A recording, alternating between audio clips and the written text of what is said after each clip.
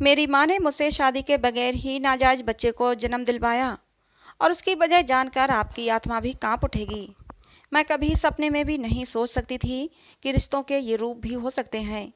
मुझे अपनी माँ से बहुत नफरत थी, इतनी नफरत कि मैं अपनी माँ के मरने की दुआएं मांगा करती थी। शायद मैं दुनिया की पहली ऐसी बेटी होंगी जो हाथ जोड़कर अपने भगवान से दुआएं मांगती कि काश मेरी माँ मर जाए। बहुत नफरत थी मुझे उस औरत से जो रिश्ते में मेरी माँ थी। घिन आती है मुझे अपनी माँ से। अगर एक खून माफ़ होता तो सबसे पहले मैं अपनी माँ का खून करती। आखिर क्या कसूर था मेरा? मेरी माँ ने मेरे साथ ये सब कुछ क्यों किया? मैंने नफरत से अपने शरीर को देखा। मेरे शरीर के अंदर एक नाजायज बच्चा पल रहा था।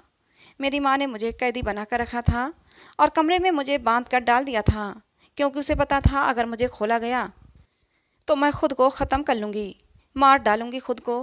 कहते हैं ना, जब इंसान जानवर बनने पर आए तो ये जानवर बनते उसे देर नहीं लगती।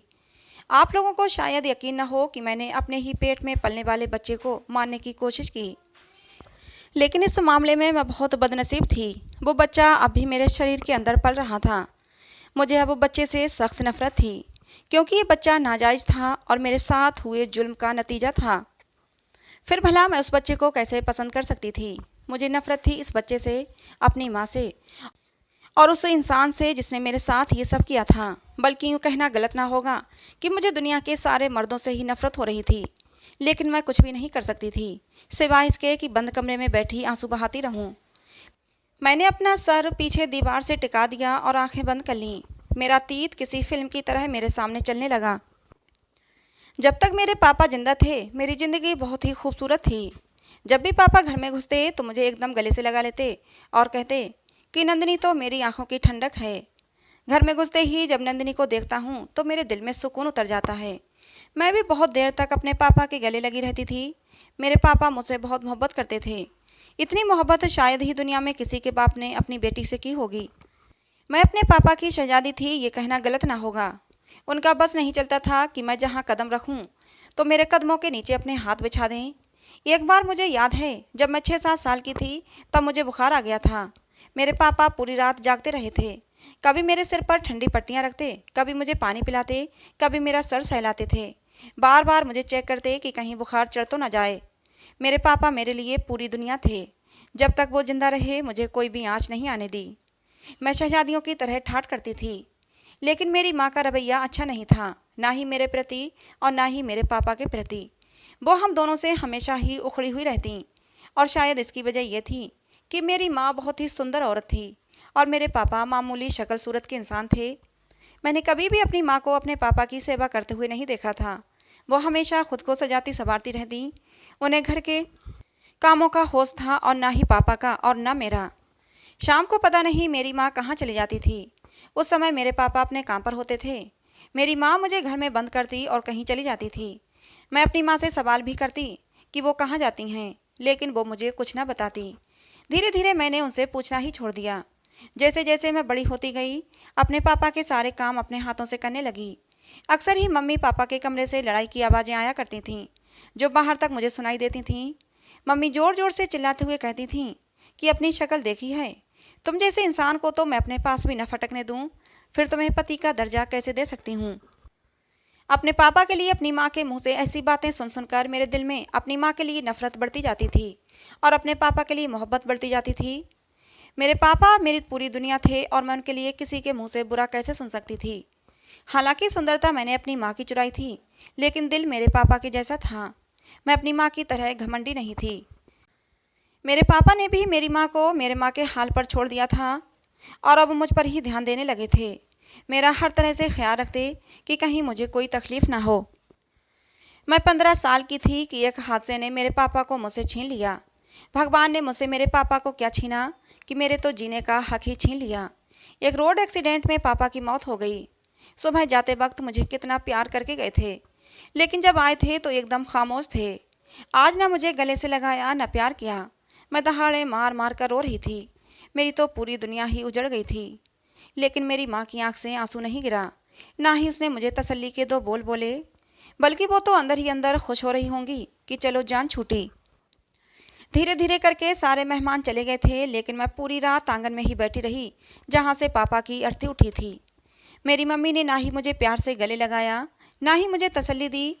मैं मानती हूँ कि मेरे पापा मामूली शक्ल सूरत के आदमी थे, लेकिन वो दिल के बहुत अच्छे थे और मेरी मम्मी से बहुत मोहब्बत भी करते थे, क्योंकि उन्होंने जब भी मम्मी से कोई बात की तो बहुत ही इज्जत के साथ बात की थी, कभी भी कोई बदतमीजी नहीं करते थे।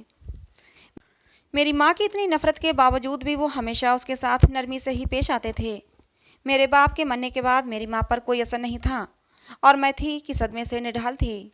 मेरी तो पूरी दुनिया ही उलट पुलट हो गई थी, लेकिन मेरी मम्मी के रूटीन पर कोई भी फर्क नहीं पड़ा था। अगले दिन को पहले की तरह ही शाम को अच्छे से सज संवर कर बाहर निकल गई थी। मैं हैरान थी कि भला कोई औरत इतना पत्थर दिल कैसे हो सकती है। अभी तो उसके पति को मरे एक दिन भी नहीं हुआ था। जब तक मेरे पापा जिंदा थे मुझे अपनी माँ के आने जाने की कोई परवाह नहीं थी, क्योंकि मेरे पापा शाम को जल्दी घर आ जाया करते थे। लेकिन आज मुझे माँ का इंतजार था, क्योंकि बहुत रात हो चुकी थी। अंधेरे में डूबे दरो दीवार से मुझे दहशत हो रही थी। मुझे बहुत ज़्यादा डर लग रहा था। धीरे धीरे मैं इतना ज़्यादा डर गई कि भागकर पापा के कमरे में आ गई और पापा की तस्वीर को सीने से लगाकर बैठ गई। रोते हुए मैं पापा को याद करने लगी। बहुत देर बाद मुझे दरवाजे पर किसी की आहट महसूस हुई। कोई धीरे धीरे चलता हुआ मेरे गेट के पास आया। तभी दरवाज़ा खुला। वो मेरी माँ थी। माँ को देखते ही मैं एकदम अपनी माँ से लिपट गई थी और रोते हुए बोली, मम्मी आप कहाँ चली गई थी? मुझे बहुत डर लग रहा था, प्लीज़ मुझे ऐसे अकेले छोड़कर मत जाया करें। लेकिन मेरी माँ ने मुझे झटक कर खुद से दूर कर दिया और बोली कि अब इस सब की आदत डाल लो, अब मैं रोज़ इसी समय घर वापस आया करूँगी। मेरे दिल में अपनी माँ के लिए नफ़रत तो पहले ही थी, लेकिन आज ये नफ़रत और भी ज़्यादा बढ़ गई। आखिर मेरी माँ का रवैया मेरे साथ ऐसा क्यों था? वो मुझसे इतनी नफ़रत क्यों करती थी? मैं आज तक समझ नहीं पाई। उन्होंने मेरे ऊपर एक गुस्से की निगाह डाली और कमरे से चली गईं। उन्हें यह भी परवाह नहीं थी कि उनकी बेटी सुबह से भूखी प्यासी है, उसने सुबह से कुछ खाया पिया नहीं है। मैं अब 15 साल की थी और इतनी छोटी बच्ची भी नहीं थी। मैं सब कुछ समझती थी। मेरे पापा को मरे अभी कुछ ही समय हुआ था और मेरी माँ ने न जाने किस किस से फ़ोन पर हंस हंस कर बातें करना शुरू कर दी थीं। उनकी बातों से मैंने अंदाज़ा लगा लिया था कि वो किसी मर्द से बातें करती हैं। मेरी माँ को कोई परवाह नहीं थी कि घर में एक जवान होती बेटी है, उस पर क्या असर पड़ेगा। हैरत का झटका तो मुझे उस समय लगा जब मेरी माँ एक गैर मर्द के साथ अंदर कमरे में चली गई। उस दिन मैं अपने कमरे में बंद होकर बहुत रोई थी। अपने पापा को बहुत याद किया था। काश पापा मुझे भी अपने साथ ले जाते। कम से कम इस गंदगी से भरी हुई दुनिया में जीना तो नहीं पड़ता। लेकिन शायद मैं इस बात से बेखबर थी कि इससे भी ज़्यादा गंदगी मेरा नसीब बनने वाली है। उस दिन शाम को मैंने पहली बार अपनी माँ से गुस्से में चीख कर बात की थी। मैंने कहा, आप ये सब कैसे कर सकती हैं? आपको शर्म नहीं आती? ये सब आप कैसे कर सकती हैं? ये सब करते हुए आपको अपने मरे हुए पति का भी ख्याल नहीं आता? क्यों करती हैं आप ये सब? मेरा इतने पूछने पर मेरी माँ ने मुस्कुराते हुए कहा, अपने काम से काम रखो, बेकार में मेरी ज़िंदगी में अपनी टांग मत अड़ाओ। अपने काम से काम रखोगी तो खुश रहोगी, नहीं तो तुम्हारा जीना भी दुश्वार कर दूंगी। तुम मेरे मरे हुए पति की बेटी हो, उससे अधिक मेरा तुमसे कोई संबंध नहीं। माँ के मुंह से ये शब्द सुनकर मेरा पूरा शरीर कांप गया। वो मेरी सगी माँ थी, फिर अपनी सगी बेटी से इतनी नफरत कैसे कर सकती थी? वो देर रात तक बाहर रहती थी। एक बार आधी रात को दरवाजे पर दस्तक हुई। मम्मी दरवाज़ा खोलने के लिए गईं तो बिल्कुल नई नवेली दुल्हनों की तरह तैयार हुई थीं। उन्होंने जब दरवाज़ा खोला तो एक गैर मर्द घर के अंदर दाखिल हुआ। उसे देखकर मुझ पर गुस्से का पहाड़ टूट पड़ा था। एक अनजान व्यक्ति था जो मेरी माँ को कंधों से पकड़कर कमरे की तरफ ले जा रहा था। काश मैं ये सब देखने से पहले ही मर जाती। मैं अब इतनी छोटी बच्ची नहीं थी कि इन बातों को समझ नहीं पाती। मेरी माँ एक बदकिरदार औरत है, ये तो मुझे पहले ही पता चल गया था, लेकिन रोज़ रोज़ नए नए आदमियों को बदलने लगी थी। मेरी माँ वो इस हद तक गिर जाएगी मैं सोच भी नहीं सकती थी। अनजान व्यक्ति सुबह माँ के कमरे से निकला और चला गया। पूरी रात मुझे नींद नहीं आई थी। सोचा अपनी माँ से जाकर सवाल करूं, लेकिन मुझे पता था इसका कोई फ़ायदा नहीं होने वाला। एक बार पहले भी सवाल कर चुकी थी, कोई जवाब नहीं मिला था, उल्टा धमकियां और मिली थीं। और फिर ये सिलसिला रुका नहीं था, लगातार जारी था। न जाने कितनी बड़ी बड़ी और इज्जतदार हस्तियां रात के अंधेरे में चेहरा छुपाकर मेरी माँ के घर में आया करते थे और मैं सिसक सिसक कर अपने बाप की तस्वीर अपने सीने से लगाकर रोती रहती थी। मुझे लगा था कि मेरी माँ में इतनी तो गैरत होगी कि वो ये सब कुछ मुझसे दूर रखेंगी, मगर ये मेरी गलतफहमी थी। उस वक्त मेरी उम्र 18 साल थी जब मेरी माँ ने मेरे साथ एक घिनौना खेल खेला। माँ ने आज बाहर से खाना नहीं मंगवाया था, बल्कि अपने और मेरे लिए घर पर ही खाना बनाया था। जैसे ही मैंने वो खाना खाया तो मुझे चक्कर आने लगे, मेरा सर चकराने लगा। मैं अपनी माँ को बुलाने लगी, मगर मेरे पैरों के नीचे से ज़मीन तो तब निकली जब मैंने अपनी माँ का चेहरा देखा, जहाँ अजीब सी शैतानी मुस्कुराहट थी। माँ के चेहरे पर मुस्कुराहट देखकर मैं पागलों की तरह चिल्लाने लगी और चीज़ों का सहारा लेकर उस घर से भागने का रास्ता ढूंढने लगी, मगर मेरा सर बुरी तरह चकरा रहा था। कुछ ही देर बाद मैं बिल्कुल एक जिंदा लाश बनकर रह चुकी थी। मुझे सब दिखाई दे रहा था, सब महसूस कर रही थी, मगर हरकत नहीं कर पा रही थी। मेरी माँ ने मुझे बिस्तर पर गिरा दिया और मेरे सामने बैठकर बोली, दरअसल आज मेरा बदला पूरा होगा और मेरी नफरत को सुकून मिलेगा। मैं इतनी बेबस और मजबूर थी कि अपनी पलकें भी नहीं झपका सकती थी। न जाने कैसी दवा उस खाने में मेरी माँ ने मिलाई थी। कुछ ही देर बाद कमरे में एक व्यक्ति दाखिल हुआ। उसकी उम्र 32 साल के लगभग थी। देखने में वो शरीफ लगता था, मगर उसकी असलियत क्या थी वो रात गुजरने के बाद मैं जान गई थी। मैं चीखती रही, चिल्लाती रही, मगर मेरी माँ मुझको बचाने ना आई। मैं दिल ही दिल में चीख चीख कर रो रही थी और अपने पापा को आवाज़ें देती रह गई, मगर ना पापा आए ना ही मेरी माँ को मुझ पर रहम आया। उस दवा का असर मेरे शरीर पर 30-40 मिनट तक रहा और जैसे ही उस दवा का असर ख़त्म हुआ, मेरा पूरा शरीर हरकत करने लगा था। रोते हुए चिल्लाकर मैंने उस व्यक्ति को खुद से दूर किया था, मगर तब तक वो अपना मकसद पूरा कर चुका था। उस व्यक्ति ने अपना मकसद पूरा करने के बाद मुझे कई थप्पड़ भी मारे, क्योंकि मैंने उसका चेहरा नोच नोच कर घायल कर दिया था। वो व्यक्ति मुझे मार मार कर अधमरा करके कमरे से चला गया था। जब मुझे होश आया तो मैं अपने आपे में नहीं रही थी। मैंने ठान लिया था कि मैं जिंदा नहीं रहूंगी और अपनी जान ले लूंगी। मैंने अपनी कलाइयों में मौजूद चूड़ियों को तोड़ा और अपनी कलाइयों में घुसा दिया।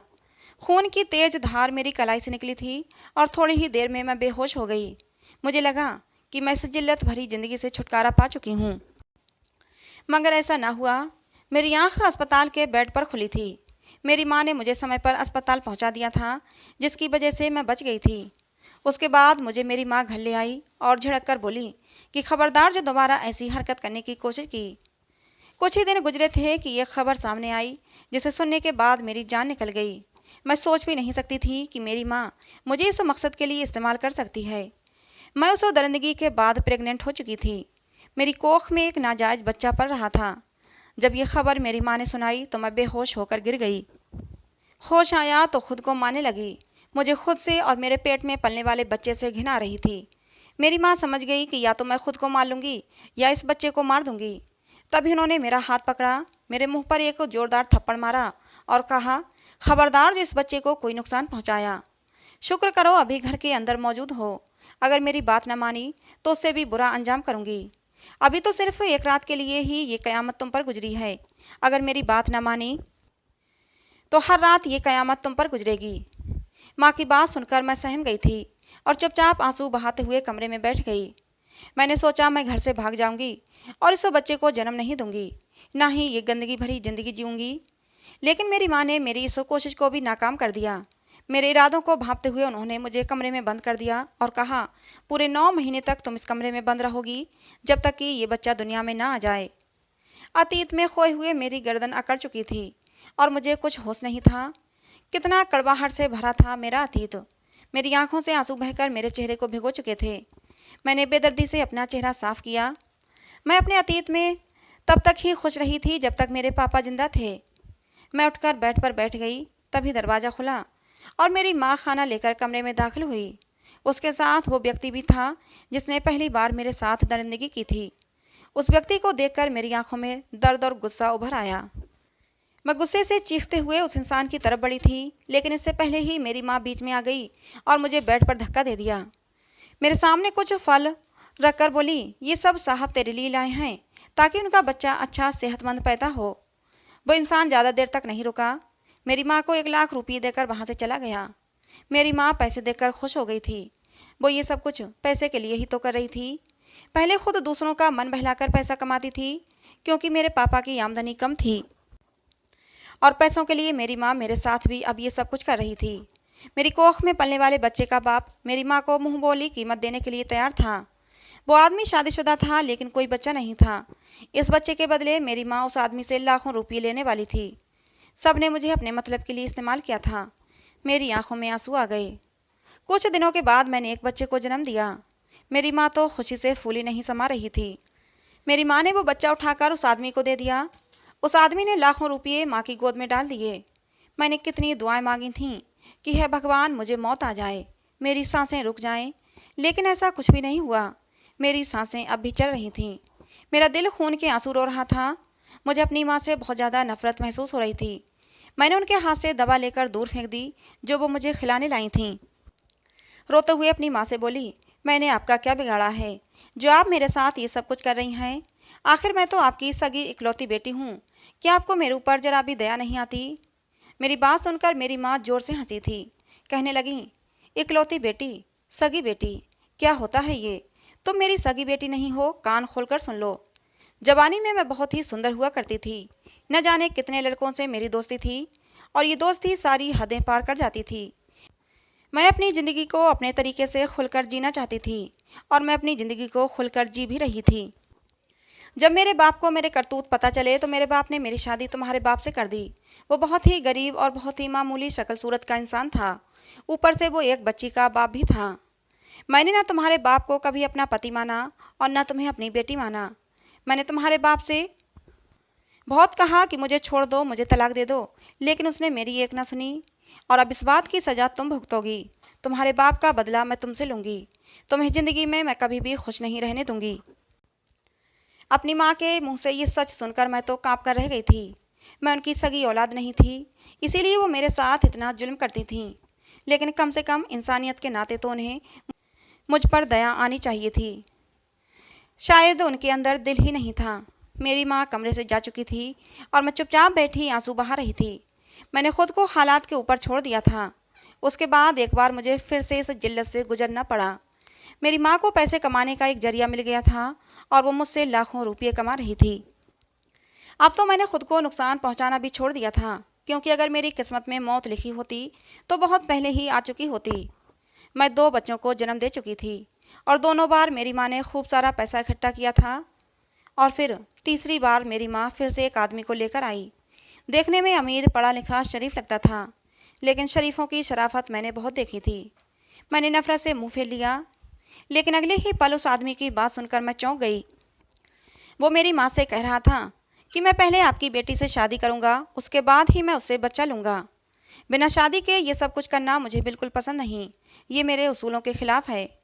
उस आदमी की बात सुनकर मेरी माँ ने साफ मना कर दिया, क्योंकि मैं उनके लिए एक सोने का अंडा देने वाली मुर्गी थी। वो धीरे धीरे सोने के अंडे लेना चाहती थी। मुर्गी को एक बार में हलाल करना उन्हें पसंद नहीं था।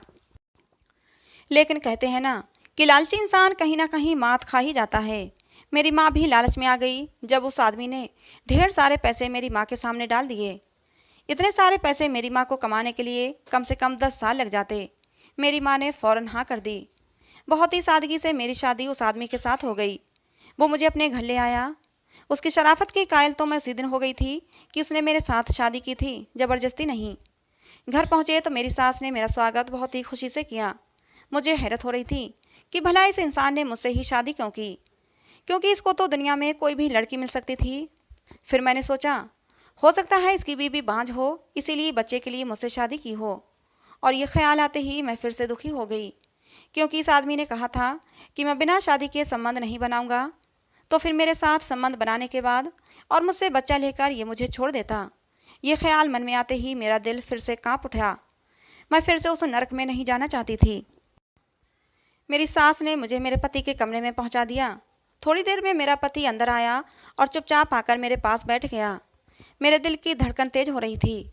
आज मुझे सामने बैठे इंसान से नफरत महसूस नहीं हो रही थी, जैसे पहले होती थी जब मेरी माँ के द्वारा लाए गए उन आदमियों को देखकर होती थी, बल्कि उस इंसान को देखकर मेरे दिल में एक अजीब सी हलचल हो रही थी। तभी मेरे पति विकास ने मेरे हाथ पकड़े और फिर जो बोला उसे सुनकर मुझे अपने कानों पर यकीन नहीं हुआ।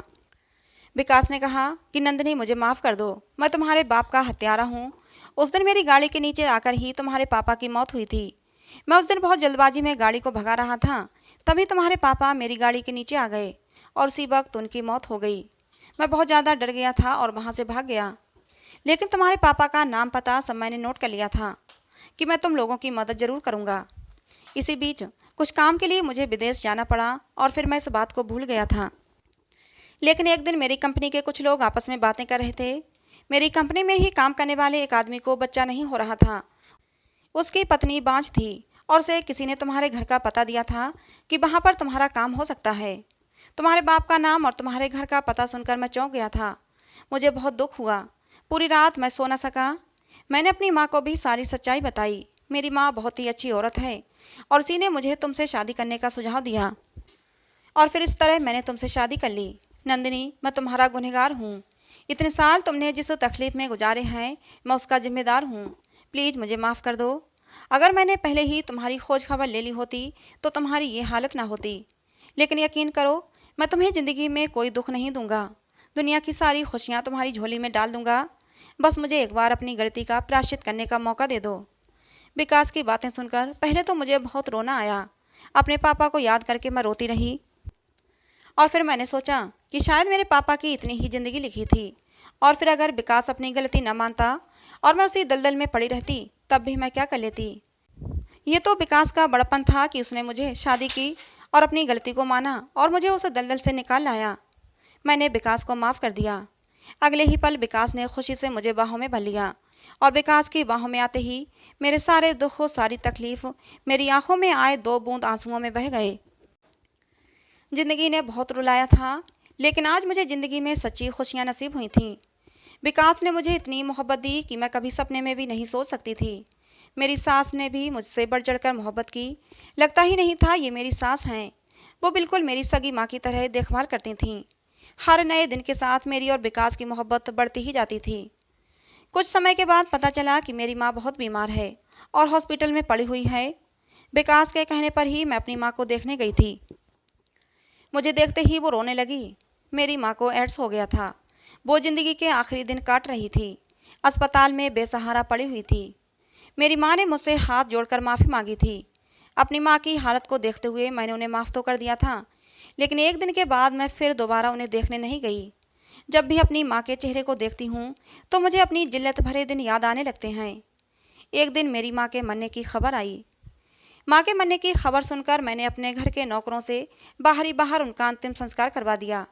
मरने पर भी मैंने उस औरत का चेहरा नहीं देखा जिसने मुझे इतना तड़पाया था। लेकिन जो भी हो, आज मैं विकास के साथ बहुत खुश हूँ। आप लोग दुआ करें कि मेरी और विकास की मोहब्बत को किसी की नज़र न लगे। तो दोस्तों, आज की हमारी ये कहानी आपको कैसी लगी, कमेंट बॉक्स में ज़रूर बताना। कहानी पसंद आई हो तो प्लीज़ लाइक करना। ऐसी और कहानियों के लिए हमारे चैनल को भी सब्सक्राइब करना। कहानी को अंत तक सुनने के लिए आप लोगों का बहुत बहुत धन्यवाद दोस्तों। मिलते हैं अगली किसी नई कहानी में।